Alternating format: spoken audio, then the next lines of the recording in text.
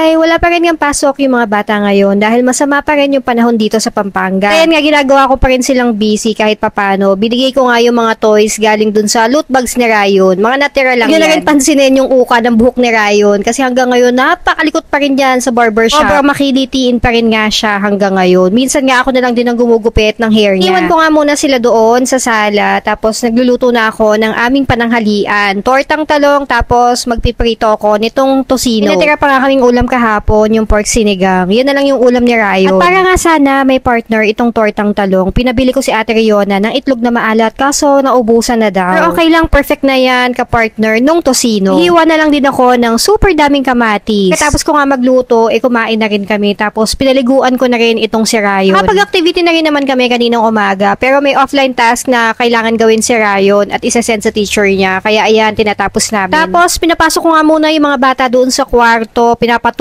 ko at meron akong kailangan gawin. May kailangan nga akong i-shoot na video ngayon at kailangan presentable akong tingnan at hindi ako mukhang maputla kaya ito nag-aayos ako. Nag-blow dry na ako ng buhok tapos nag-apply lang ako ng konting moisturizer bago ako maglagay ng kung ano-anong makeup. Naman kailangan kung todo makeup ako, yung kailangan pagkagising fresh agad, ganun. Nagtanong nga sa akin isang mommy, sabi niya sa akin, mahirap daw ba maggawa ng content everyday? At oo, hindi ko ikakaila, sobrang hirap din pala. Nung pinasok ko nga to, akala ko madali lang. Sasakitin pala nito yung ulo mo araw-araw kasi mag-iisip ka talaga everyday. Kailangan lagi ka may bagong ipapakita. At ayan, katulad nito, may isushoot akong video para sa isang brand. Kailangan maglinis talaga ako, maayos, at presentable yung aking setting. Din nga dyan, ikaw din mag-iisip kung paano yung mga angles, yung shots, yung mga sasabihin, yung cameraman, at saka yung director. Pero masaya naman ako sa ginagawa ko. Parang 3 years na rin ako sa pagbablog at bago ko nga pinasok to, talagang pinag-isipan ko muna talaga. Kasi introvert talaga ako at sobrang mahiyain. Marami pa sana akong sasabihin kaso naubusan na ako ng clip. O siya, ayun lang muna for today and see you next vlog.